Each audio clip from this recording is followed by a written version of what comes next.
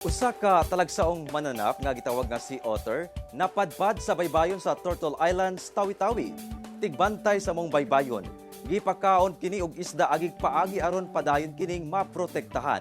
Atong silipon pinaagi ni ining report.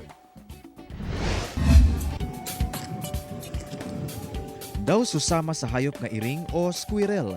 Kining itsura sa matang sa hayop nga nakuhaan og video ni ining baybayin sa Taganak, Turtle Islands, Tawi-Tawi, pasado alas 4 sa hapon adlawng Domingo.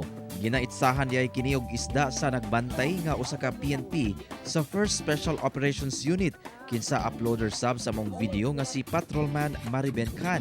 Minsan po may dala po kaming mga isda, pinapakain po namin yung mga sea otter. Matod sa uploader nga ang maong talagsaong mananap sagad masiplatan samtang nagapatrolya sila sa maong lugar. Sagad sab kini tigtulugan duol sa port sa maong lugar.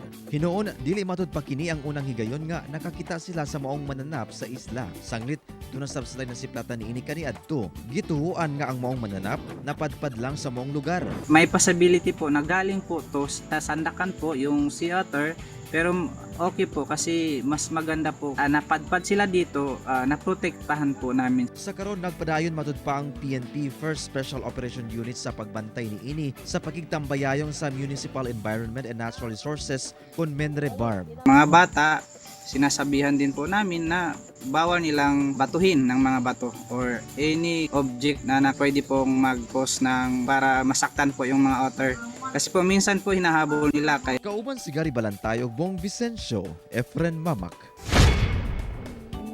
1. Mindanao.